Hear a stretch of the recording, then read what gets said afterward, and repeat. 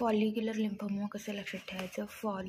Follicular लिम्फोमामध्ये जे centre असतं ना ते बॅक टू बॅक अलाईन झालेलं असतं, तसं त्याचं लक्षात ठेवायचं अपिअरन्स. आणि त्याच्यामध्ये काय काय झालेलं असतं ते कसं लक्षात ठेवायचं? फॉलिकल म्हणजे एफ म्हणजे फर्स्ट येतं आणि त्याच्यानंतर लगेच सेकंड म्हणजे बी ला येतं. BCL2 BCL6 दोन्ही पण पॉझिटिव्ह असतात. नंतर ना हा जो आहे तो बी सेल लिम्फोमा आहे. मग त्याच्यामध्ये CD10 तर पॉझिटिव्हच असायला पाहिजे. आणि बी सेल पासून जे RAS होतं त्याच्यामध्ये मोस्टली 19, 20 ते सगळं पॉझिटिव्ह असतं 11च्या नंतरचं. आता फॉलिक्युलर लिम्फोच्या नंतर ट्रान्सफॉर्मेशन होऊन डिफ्यूज लार्ज बी सेल लिम्फोमा तयार होतो. म्हणून डिफ्यूज लार्ज बी सेल लिम्फोमा हा ॲग्रेसिव्ह असणार, पण फॉलिक्युलर लिम्फोमा हा नॉन ॲग्रेसिव्ह असणार.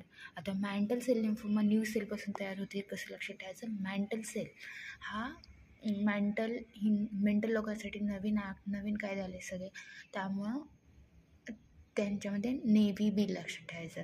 आणि मेमरी बी सेल जे असतात, मार्जिनल लिम्फोमा असतो त्यांच्यापासून, मार्जिनल लिम्फोमा मेमरी. तर मेमरी आणि मार्जिनल RR येतं, म्हणून मेमरी आणि मार्जिनल लक्षात ठेवायचं. तर मेंटलमध्ये 11-14 म्युटेशन असतं. कसं लक्षात ठेवायचं? मेंटल, त्यांना आपण फर्स्ट प्रेफरन्स दिलो कशात पण, म्हणून मेंटल सेल लिम्फोमध्ये ट्रान्सलोकेशन 11-14 असतं.